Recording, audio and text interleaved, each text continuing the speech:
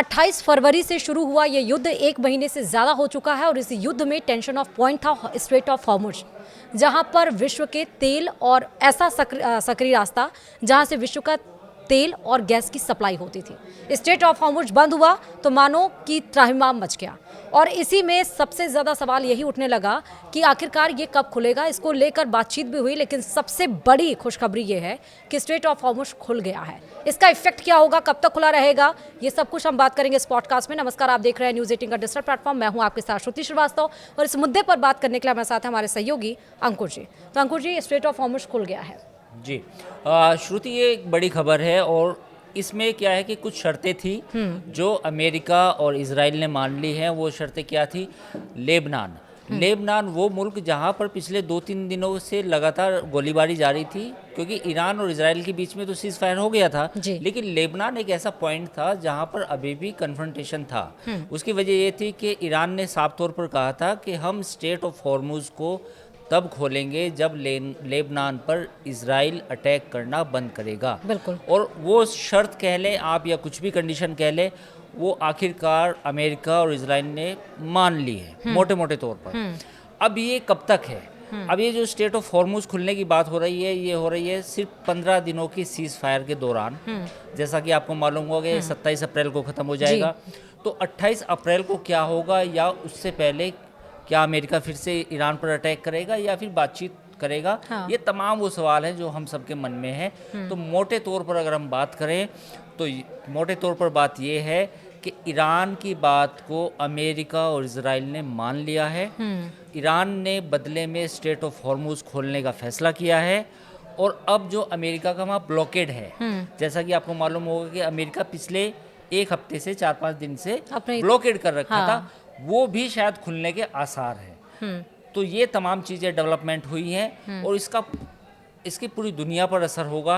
उसकी वजह ये है कि जो स्ट्रेट ऑफ हॉर्मुज है, वो जो रास्ता है, वो जो संकरा सा रास्ता आपने बताया 34 किलोमीटर का जो पैच है, उस पैच से दुनिया का बहुत सारा या कहें कि 20% ऑयल की जो सप्लाई है, LNG की सप्लाई है, वो होती है।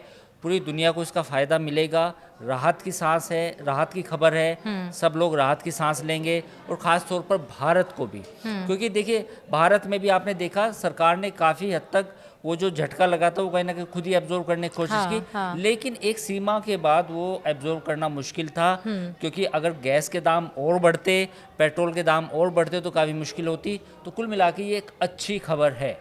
ठीक है, ये बड़ी बात है कि ऑल्टरनेटिव भारत ने तैयार कर रखा था, कतर से सप्लाई बढ़ा दी थी, लेकिन अब स्ट्रेट ऑफ हॉर्मुज खुल गया है सर, तो क्या गैस सिलेंडर के दाम जो बढ़े थे और जो ऑयल के दाम बढ़े थे वो कम हो जाएंगे? बिल्कुल। देखिए, जैसे ही ये खबर आई तो US ब्रेंट क्रूड का जो दाम था वो $83 पे आ गया, और जो नॉर्मल ब्रेंट क्रूड है उसके दाम में भी गिरावट आई। तो करीब करीब 10% की गिरावट आई है अभी।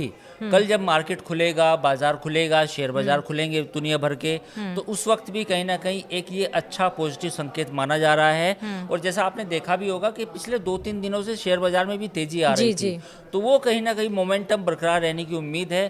पॉजिटिव खबर थी, जितनी भी नेगेटिव न्यूज़ थी सब जो है एब्जॉर्ब कर ली गई हैं बाजार के तौर पर। तो अगर आप वो जो एक बाजार में भी एक मुश्किल थी, कई लोगों ने निवेश किया था, उनको भी डर सता रहा था कि हमारे पैसों का क्या होगा, तो शायद एक अच्छी खबर ये है। दूसरी खबर ये है कि जो भारत का जो सप्लाई रूट था, जो सप्लाई चेन थी, वो फिर से बहाल होने की उम्मीद है, जिसमें फर्टिलाइज़र भी है, जिसमें तेल भी है, जिसमें गैस भी है, जिसमें दवाइयाँ भी हैं। क्योंकि देखिए हम एक्सपोर्ट भी करते हैं। जो मिडिल ईस्ट का जो रूट है, उस रूट के ज़रिए पूरे मिडिल ईस्ट में और आगे तक वहाँ एक पूरी लॉजिस्टिक की कॉरिडोर है, तो वो मिडिल ईस्ट कॉरिडोर उसे बोलते हैं। तो वो कहीं ना कहीं उसका भी कहीं ना कहीं एक राहत की एक अच्छी खबर है, जो मुझे लगता है कि ये आज आई है। और ये अगर 27 अप्रैल के बाद भी कंटिन्यू होती है तो फिर ये माना जा सकता है कि ये युद्ध ख़त्म होने के आसार हैं या उम्मीद है। अच्छा, इस्लामाबाद में जब बातचीत हुई थी, 21 घंटे की बातचीत हुई, सफल परिणाम नहीं निकला। उसके बाद ये आया कि न्यूक्लियर अटैक हो सकता है, अमेरिका इस तरह से प्लानिंग कर सकता है, लेकिन फिर सीज़ फायर हो गया। फिर उसके बाद लेबनान और इजराइल में भी सीज़ फायर 10 दिनों का हो गया, स्ट्रेट ऑफ हॉर्मुज खुल गया। तो ये जो वॉर का डायरेक्शन है, एंगल है, वो किस तरफ जा रहा है? ख़त्म की तरफ या ईरान या अमेरिका कोई और प्लानिंग कर रहा है इसके तहत? देखिए, 2-3 चीज़ें हैं हाँ। इसमें मैं आपको कुछ है 2 विकल्प बताता हूँ। हाँ। देखिए, अमेरिका की डिमांड एक तो ये है कि जो ईरान में जो यूरेनियम रखा है हाँ। वो वापस मिल जाए। मिल जाए, वो ठीक बात है। आईएईए को मिल जाए या यूएन के किसी और एजेंसी के हाथ मिल जाए। तो अब उसके लिए क्या है कि उसके लिए अगर ईरान राजी होता है तो अमेरिका के लिए कहीं ना कहीं ये फेस सेविंग होगी। उसके लिए ये होगा कि देखिए, हमने जिस मकसद से लड़ाई शुरू की थी वो मकसद हमारा पूरा हो रहा है। अगर ईरान किसी भी कीमत पर यूरेनियम को वापस नहीं करता या उसको डिकम्पोज नहीं करता या उसको नष्ट नहीं करता किसी भी तरीके से, तो ये जो तनातनी का मुद्दा है ये बना रहेगा। तो इजराइल के साथ जो लड़ाई है वो अपनी जगह है, लेबनान की लड़ाई अपनी जगह है, लेकिन ये अंत में ये जो लड़ाई है ये यूरेनियम पर आकर टिकेगी।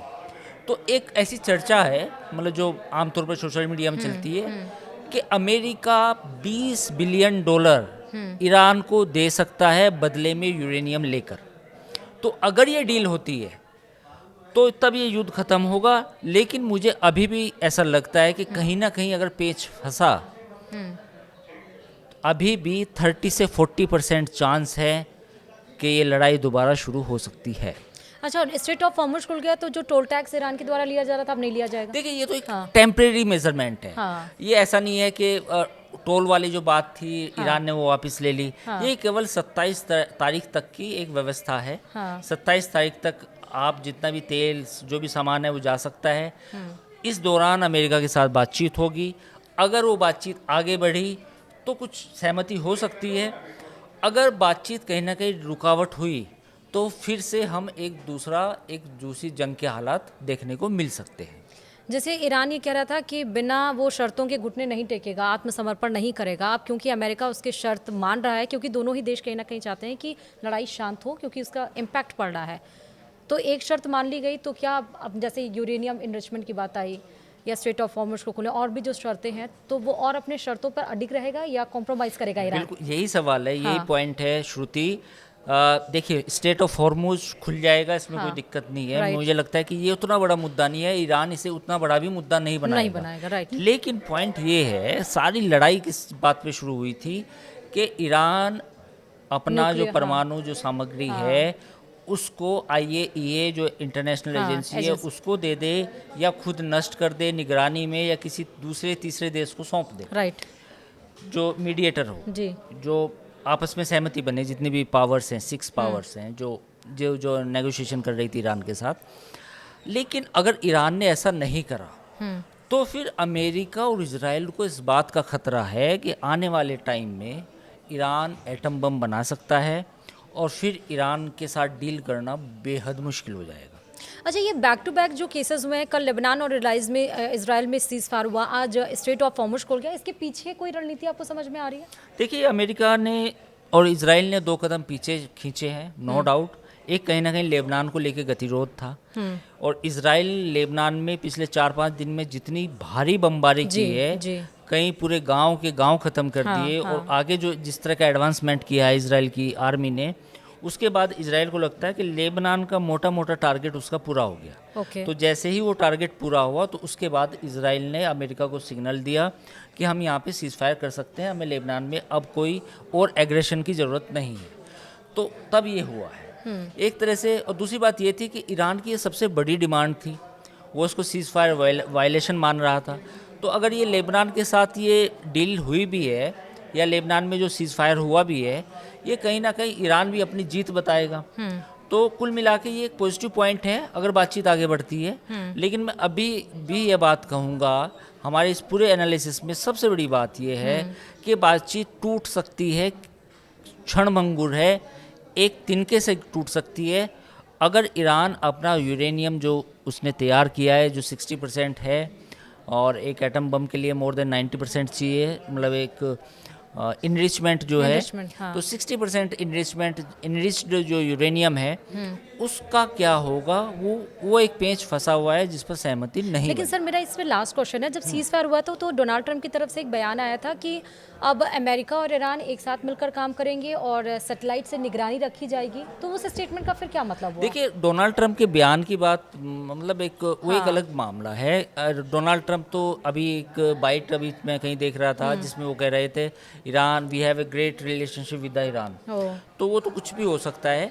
तो उस बात की बजाय ध्यान देने के जो बाकी उनका पूरी सोच है, पूरे जो उनके आसपास के लोग हैं या उनका डीप स्टेट है, वो ये सोचता है, और जो इज़राइल है, इज़राइल की जो लॉबी है अमेरिका में, वो इस बात को मानती है कि ईरान के पास किसी भी कीमत पर परमाणु हथियार नहीं होंगे भविष्य में भी।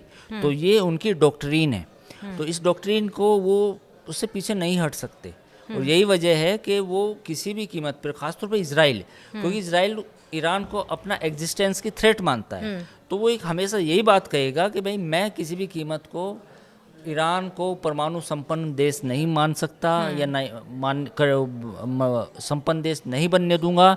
उसके लिए मुझे किसी भी हद तक जाना पड़े, और अमेरिका में जो भी गवर्नमेंट है उसको चाहे मुझे कैसे ही कन्विंस करना पड़े, मैं ऐसा हरगिज़ नहीं होने दूंगा। और क्योंकि अमेरिका की हमेशा पॉलिसी भी यही रही है कि जहाँ पर रिसोर्सेज रिच जो भी कंट्री रही है उसको हमेशा कैप्चर किया, चाहे इराक देखिए आप, अफगानिस्तान देख लीजिए, वियतनाम देख लीजिए, वहाँ पे भी उसने यही किया है। मेरा लास्ट सवाल है, बातचीत होगी तो कहाँ, फिर से इस्लामाबाद या कहीं और?